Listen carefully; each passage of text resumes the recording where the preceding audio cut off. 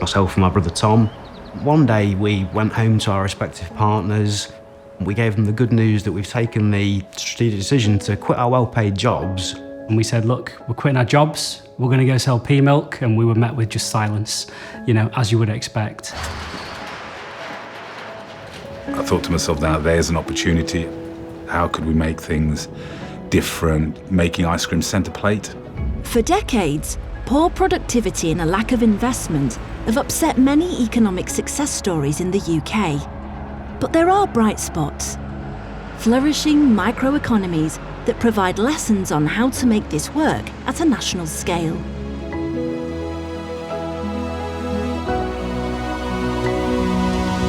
In Leeds, entrepreneurs and policymakers have built a thriving local economy. Innovative new food and drink products in the plant-based sector are leading the charge. This emerging network allows small businesses to share ideas and to collaborate with some of the bigger, more established players in the region. As a result, entrepreneurs are making long-term investments that will make a real difference to the lives of those in the local community. Northern Block is an inner-city-based ice cream manufacturer, and Mighty produces alternative dairy products. Together, they are changing the local economy. This started from literally, a gulf full of strawberries that we picked up at the market, went to a little warehouse and made strawberry ice cream, to loads of people, and you sort of pinch yourself thinking, wow. You start off with this idea that we're going to be this little cottage industry and we're going to make great ice creams, but you soon very quickly realise that it's not profitable. So you've got to have red lines. So what won't you do, sort of thing? Because once you cross that line, then your whole idea goes. For us, it was we wanted to do interesting flavours. We wanted to innovate. So we set the strategy up for that. We had 4,000 square feet in its total entirety, including storage, to what we've got here now is 18,000 square feet plus a 15,000 square foot yard. And a lot of it is trying to balance your personal taste to actually what the public want. We built a top line, that has been very successful now, and now we're working on building the bottom line, because ultimately you've got to get the profitability in there. We've done some amazing flavours that we thought were going to be blindingly good, but you forget that you have a wider audience you're dealing with. So hazelnut and tonka bean, what an amazing flavour, but didn't quite sell. There you go. That's the problem. Am I that predictable? A fully qualified chartered accountant is absolutely invaluable and diamond for a business. Someone like Jenny, we were very, very lucky. And I'm genuinely not just saying that, because to have someone with that much knowledge, with that much pedigree in terms of where they were trained and all of that, is ridiculously privileged for a company our size. It helps having supportive investors to start with. Being a plant-based business, that's experienced some good growth in the past few years, which helps in terms of the sector that we're operating in. But cash is king in any business, right? And a growing business needs funding. So that is a constant battle that we face. In the past year, we've moved into our new premises here on North Street in Leeds, which took a lot of capital investment, probably more than we had originally anticipated. And as a result of that, we were able to tap into grant funding through the LEP to support with some of the CapEx machinery investment that we needed. The Leeds City Local Enterprise Partnership, or LEP, is not the only support businesses have to access funds, but it has played an important role in local growth. Its success comes from having had a clear strategy for many years to support manufacturers in the region. This settled strategy allows it to funnel funding where it's needed and support the local economy across the long term. I'm good, welcome to Northern Block. I was introduced to Jenny.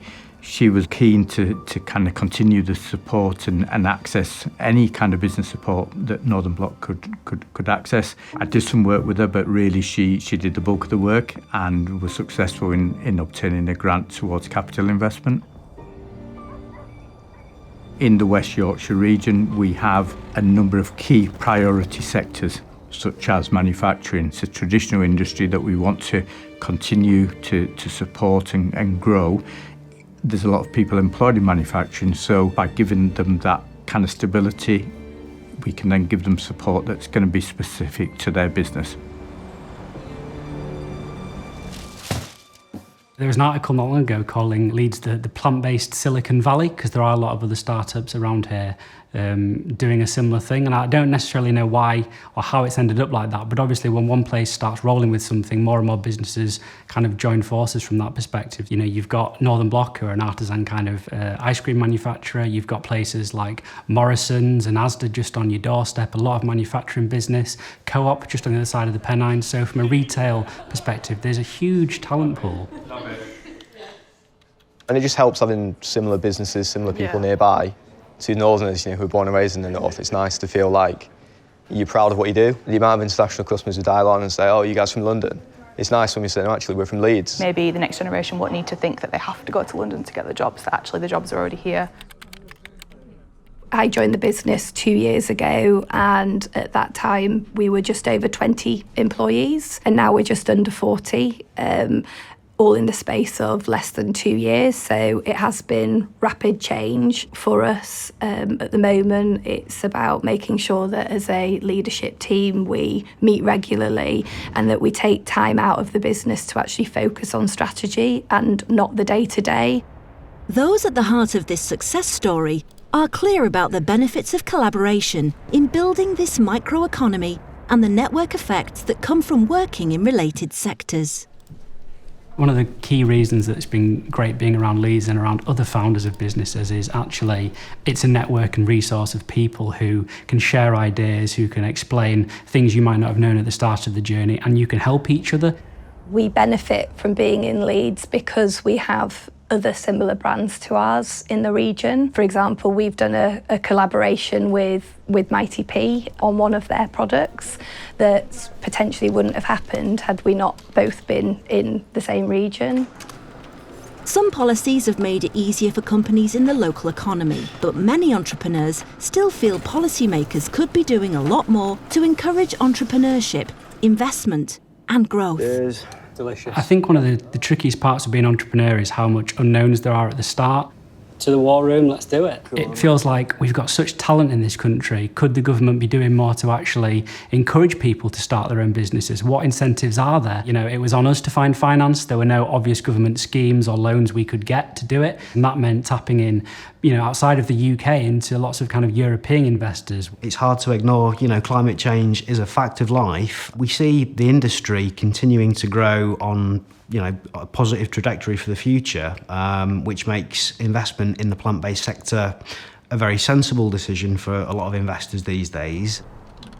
The main tax policy that our business has been able to take advantage of is R&D tax credits.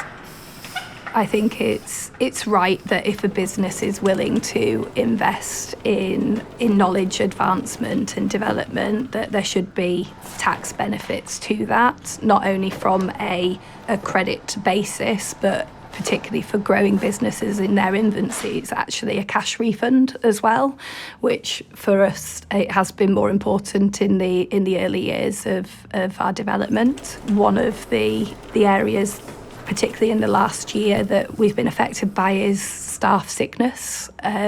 So both from physical and mental health. As a small business, yes, it's statutory pay, but it's still a cost to our business with no production output as a result of that. I think one of the things that would kind of make up moving from the startup phase to the scale-up phase a little bit easier would be legacy banks actually becoming more involved with startups and scale-ups. It's traditionally VC funding or angel funding. Why can't the government and the banks come together to go, actually, there are opportunities here, there are bets that are going to win really big, why are we not tapping into that?